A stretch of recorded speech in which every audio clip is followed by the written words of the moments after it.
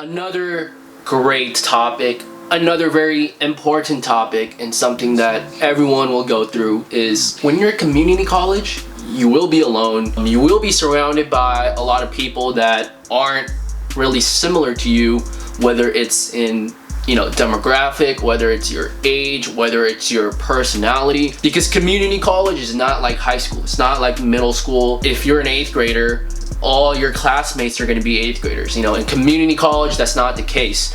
You may be in class with people in their 50s. Like seriously, you may be in class with people in their late 20s, like post vets, not like a war vet, but someone who went to the military, straight out of high school, and then they were in the army for like 5 years and they decided to get their degree, so they're like late 20s, early 30s. Like I've met people like that. I've met moms who've but they've taken the babies like on a stroller and brought the babies to class because they didn't want to use money to place their kids in daycare. You're gonna meet a lot of diverse people, a lot of different types of people. So should you make friends? Should you make friends with these people? That's a very valid question, and I'll elaborate more on that right now. So just to make things straight, I highly believe that, and I truly believe that making friends is a great thing. Everyone should have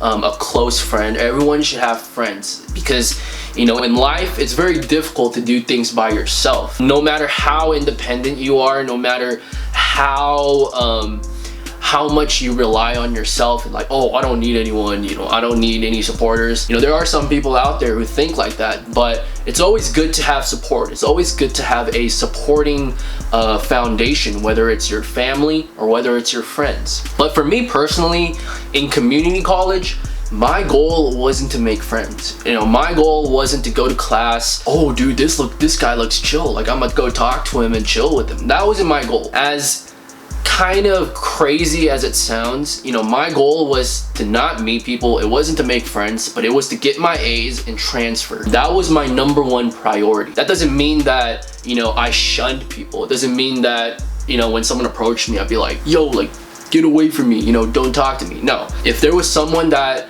when I was working as a partner or like a group assignment and he was chill, then we'd talk and we'd be friends. I'd make it a natural thing. I wouldn't force myself.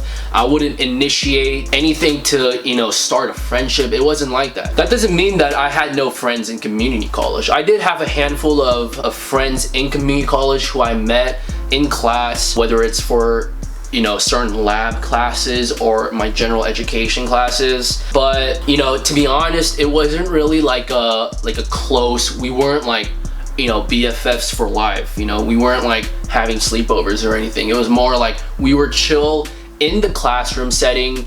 Maybe we'll get lunch or maybe we'll chill outside. At the same time, like I said, my goal, my main priority was to transfer.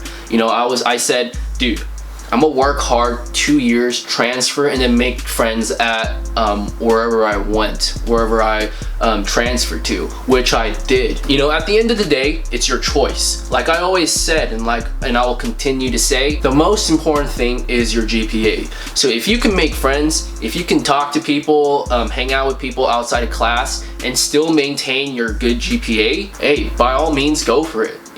But for me personally, I was scared that if I was talking to too many people, if I was if my main priority was to make friendships and relationships, then my grades would suffer. It may sound kind of aggressive, it may sound kind of harsh, but to me, I was very focused. I was very determined to get my 4.0, to get my all A's, and transfer to USC, which was my dream school. The importance of working by yourself, being alone, although there is the concept of loneliness, although you may feel lonely, I think it's very important to experience that because it teaches you the art of independence, which is very important. I'm a firm believer that in life, you should always be independent. You should always know how to depend on yourself. There are some people out there who always rely on others, who always depend on others. And I'm not saying that's a bad thing, but let's think of it like this. Let's say,